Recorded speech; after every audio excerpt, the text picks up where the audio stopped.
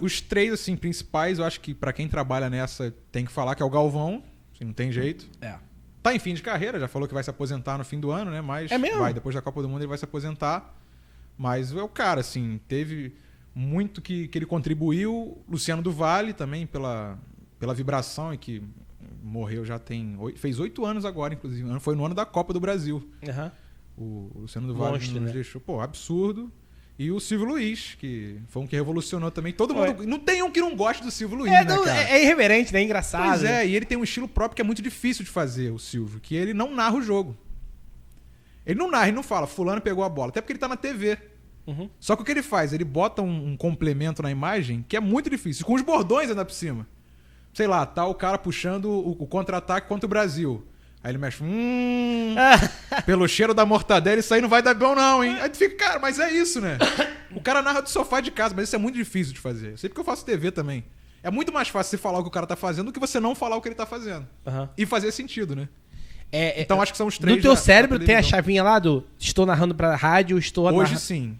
No início foi difícil, porque eu comecei no rádio, no início na TV, porque é muito mais confortável eu sair falando no meu ritmo do que eu pausar, porque você tem a impressão de que você tá deixando um buraco. Porque no rádio você não pode deixar buraco, você tem que falar o tempo todo. Sim.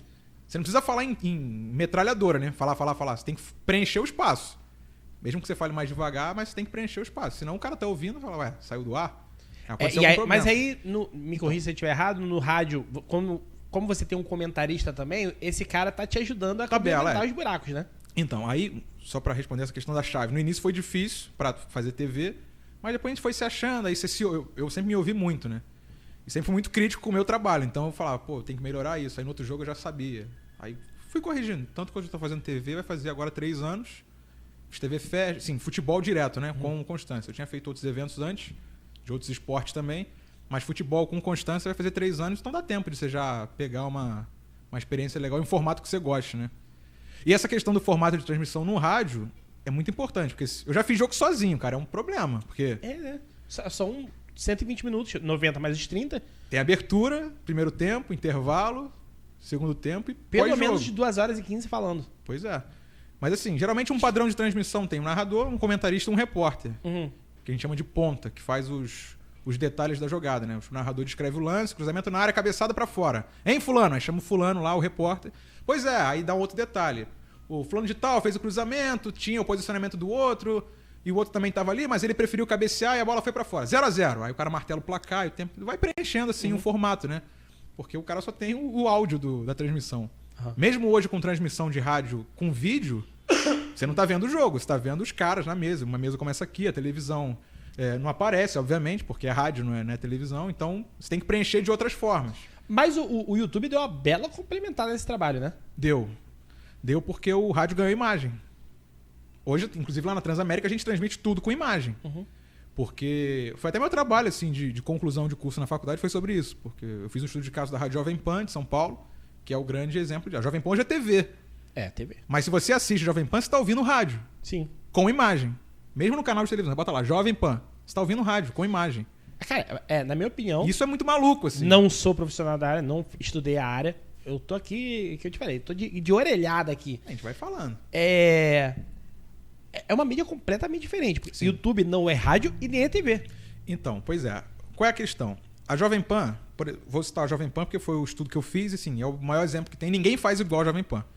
Aí não entra nem em questão de linha editorial, porque sempre tem discussão, questão de política e tal, mas, enfim, não vou entrar nesse assunto. Fala de técnica.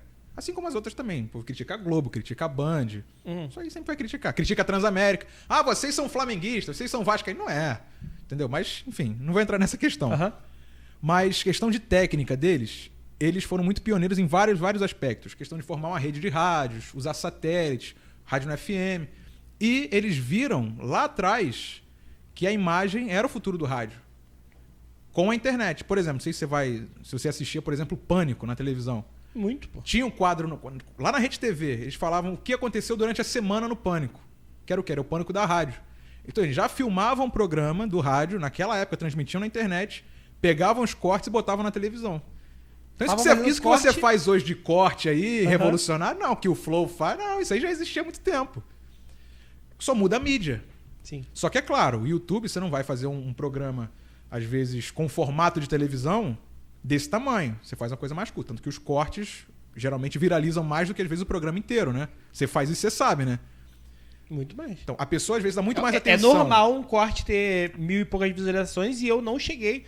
Os que tem muito tem 300. Então, episódio completo, 300. Pois é, e não, isso no seu que você falou. Você tá começando agora. Então, você pega o Flow, por exemplo, às vezes um episódio que tem 100 mil views ao vivo, ou o gravado que eles botam como ao vivo, você pega o corte, tem 2 milhões. Tem, normal. 3 tem milhões. Alguns, assim. Então, porque são mídias diferentes. Então, se o cara, mesmo que o cara não veja ao vivo, ele vai estar consumindo o teu conteúdo de outra forma. E a gente também tem que entender isso. Tanto que a gente bota os gols, você separa os gols só e bota no YouTube. Da transmissão ao vivo inteira, você bota os gols. Um comentário de um comentarista, uma informação importante, você recorta e bota lá. Então, você tem que saber trabalhar com outra mídia. Não é só você botar o rádio com a imagem e pronto. Tem corte de câmera, tem a logo lá, tem um intervalozinho. Então, você vai trabalhando, mas sem deixar a essência do rádio. Fala, pessoal, esse foi um corte do Tudão Cast, tá? Se você gostou dessa história, dá uma olhada no episódio completo que tá aqui na descrição do canal. E lá no canal a gente tem muito mais histórias maneiras como essa. Dá uma curtidinha lá, assina o canal. Fico por aqui, até mais. Valeu!